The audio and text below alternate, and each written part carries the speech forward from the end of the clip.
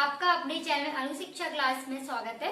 तो आज हम आपको पढ़ा रहे हैं मैथ। तो मैथ में हम आपको करा रहे हैं प्रैक्टिस सेट के कुछ क्वेश्चन जो आपके लिए बहुत ही इंपॉर्टेंट हो सकते हैं। तो हम जो क्वेश्चन करा रहे हैं वो यूपी पुलिस और एसएससी जीडी एग्जाम से मैथ के क्वेश्चन होंगे, जो यानी कि क्वेश्चन बार बार पूछे जाते हैं, वो क्वेश्चन हम आपको लेकर आए हैं। तो हम यहाँ पे पहला क्वेश्चन देख रहे हैं कि बी और सी एक काम 40 दिनों में पूरा कर सकते हैं, जबकि ए, बी और सी वह काम 20 दिनों में पूरा कर सकते हैं। तो ए अकेले वह काम कितने दिनों में पूरा कर सकता है? तो ये काम और समय का क्वेश्चन है। तो इसमें क्या दिया है, बी और सी एक काम को कितने दिनों में कर रही है, दोनों मिलकर बी प्लस सी कितने दिनों में कर रहे हैं, एक काम को 40 दिनों में कर रहे हैं। ठीक है, 40 दिनों में क्या करती है, पूरा करती है। अब क्या होता है, जबकि ए, बी और सी ये तीनों मिलकर कितने दिनों में कर रहे हैं, ए, बी, सी ये तीनों मिलकर कितने दिन में कर रहे हैं, 40 यानी कि 20 दिनों में कर रहे हैं। ठीक है, 20 दिनों में पूरा कर सकते हैं। तो ए अकेले वह काम कितने दिनों में पूरा कर सकता है? तो हमें ये बताना है कि ए जो है वो अकेले काम को कितने दिनों में कर सकता है। तो हम यहाँ पे देखेंगे कि दोनों मिलकर कर रहे हैं, तो कितने दिनों में कर रहे हैं, 40 दिनों में हो जाएगा काम। ठीक है, अब बी और सी का काम कितना हो जाएगा, एक काम को कितने दिनों में कर रहे हैं, मिलकर 40 दिनों में कर रहे हैं। ठीक है, ये काम है यानी दिनों की संख्या है। और ए, बी, सी ये दोनों कितने दिनों में, यानी कि 20 दो काम को कितने दिनों में कर रहे हैं, 40 दिनों में, यानी कि 40 काम को 2 दिन में। ठीक है, क्या दिया है, ए, बी, सी। ठीक है, तो कितनी क्षमता हो रही है इसमें, 2। अब हमें क्या करना है, क्वेश्चन में पूछा है कि ए अकेले वह काम को कितने दिनों में करेगा। तो बी और सी कट जाएंगे। यहाँ पे हम देख रहे हैं कि 2 में से 1 माइनस करेंगे तो 1 बचेगा। तो एक काम कितने दिनों में करेगा, वो 40 दिनों में काम पूरा करेगा। तो ए अकेला कितने दिनों में करेगा, 40 दिनों में काम को पूरा करेगा। इसका क्या मतलब होता है, 40 और 20 का इसे हम लोग इस टाइप से लिखते हैं, ऐसे हम लेना होता है हमें। और जब वो अकेला पूछेगा तो हमें माइनस करना होता है, जब वो साथ में पूछे तो क्या करते हैं, प्लस करते हैं। ठीक है, तो इन दोनों का हमने क्या लिया, एलसीएम लिया, तो 40 हो गया। अब 4 इसमें 40 का भाग दे दिया तो 1 बार गया, 2 का भाग दे दिया तो 2 बार गया। माइनस क्यों किया, क्योंकि अकेला काम पूछ रहा था। तो बी और सी का तो कट जाएगा, ए अकेला बचेगा, तो ए का काम कितना हो गया, 40। ठीक है, तो इस क्वेश्चन का ये हो गया हमारा आंसर। अब हम देख रहे हैं सेकंड क्वेश्चन। तो सेकंड क्वेश्चन में हमारा दिया है एक पंसारी की 4 महीने। अब हम दूसरा क्वेश्चन कर रहे हैं। तो दूसरा क्वेश्चन हमारा दिया है कि एक पंसारी के 4 महीने में क्रमशः 2000 और फिर 2500 फिर 3250 रुपए फिर 4250 की बिक्री होती है। ठीक है, फिर रुपए 3500 की औसत बिक्री प्राप्त करने के लिए 5वें महीने में उनकी बिक्री को कितना होना चाहिए। तो इसमें पूछा है कि 5वें महीने में उनकी बिक्री को कितना होना चाहिए। तो औसत चैप्टर का क्वेश्चन है। तो यहाँ पे क्या दिया है, एक पंसारी को 4 महीने में। तो 4 महीने में पहले हम देखेंगे कितने की हो रही है, इन सबको क्या करेंगे, प्लस करेंगे। क्यों, क्योंकि यहाँ पे 4 महीने की यानी कि उसकी पूरी बिक्री दी है कि कितने कितने महीने में क्या क्या हो रही है। तो यहाँ पे पहले कर लेंगे 2000, फिर लिख लेंगे हम 2500, फिर हम कितना लिख लेंगे 3250, फिर हमारी कितनी हो रही है बिक्री, यानी कि उसकी 4250। अब इन सबको प्लस किया तो हमारे पास आंसर आ गया 12000, इतना हो गया। अब हम ये देख रहे हैं कि रुपए 3500 की औसत बिक्री प्राप्त करने के लिए 5वें महीने में उनकी बिक्री को कितना होना चाहिए। तो ये 3500 है। अब इसमें हम 5 का गुणा क्यों करेंगे, क्योंकि इसने क्वेश्चन में ही पूछा है 5वें महीने में। तो ये तो चौथा महीना था, ये 5वें महीने में हो जाएगी। इसे हम माइनस कर देंगे तो हमारा आंसर आ जाएगा। ठीक है, तो 5वें महीने में इसका हमने गुणा कर दिया, तो यहाँ पे कितना हो गया हमारा 17500 हो गया। अब इसी में से हम माइनस करेंगे 12000, तो हमारा कितना निकल आएगा आंसर, यानी 5वें महीने में उनकी बिक्री को कितना होना चाहिए ये बताना है।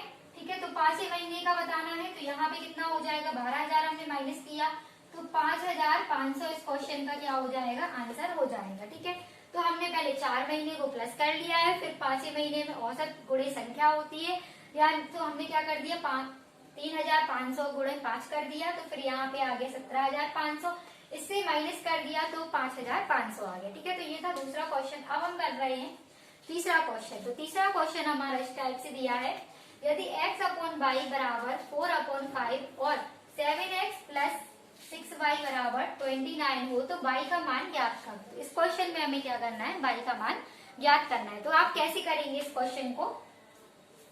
ठीक है, तो हम अब कर रहे हैं तीसरा क्वेश्चन हमारा।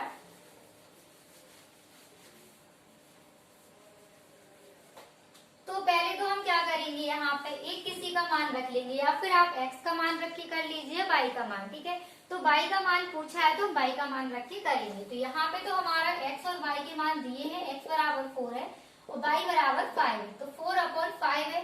तो यहाँ पे हम इस क्वेश्चन को इस तरीके से कर सकते हैं कि x बराबर हम रख लेंगे 4/5 इंटू y। ये y यहाँ पहुंच जाएगा, क्योंकि भाग में जो संख्या लिखी रहती है उसे हम गुणे में लिख सकते हैं। जो बराबर में यानी कि जो संख्या बराबर की इस साइड जाती है भाग में लिखी होती है, तो वो क्या हो जाती है, गुणे में हो जाती है। तो ये हो गया। अब हम क्या करेंगे, यहाँ 7 इंटू 4/5y प्लस में हो जाएगा हमारा 6y, बराबर में कितना हो जाएगा 29। ये 29 हो गया। अब हम क्या कर रहे हैं, इसका गुणा कर दे रहे हैं, तो 28y प्लस में यहाँ पे 5 पहुंच जाएगा, तो ये हो जाएगा 30y प्लस में कितना हो जाएगा हमारा, यानी कि बराबर में हो गया 29। 29 हो गया। अब इसे हम जोड़ लेंगे तो ये हमारा कितना हो गया, 8 का 8 और ये हो गया 5। फिर y बराबर में हमारा आ जाएगा आंसर 58/29। ठीक है, तो इसे आपको भाग देना हो तो भाग दे लीजिए, तो वही आंसर होगा। और y बराबर मतलब 58/29 इस क्वेश्चन का आंसर आ गया। ठीक है, तो इस क्वेश्चन को इस टाइप से करना था। अब यहाँ पे क्या करा, इन दोनों को जोड़ दिया, फिर ये गुणे में लिखी थी संख्या, तो y बराबर में जो गुणे में संख्या लिखी होती है बराबर के उस साइड जाती है तो भाग में पहुंच जाती है। ठीक है, तो इस क्वेश्चन का आंसर आ गया y बराबर 58/29। अब हम कुछ और क्वेश्चन देखेंगे जो आपके लिए इम्पोर्टेंट हो सकते हैं।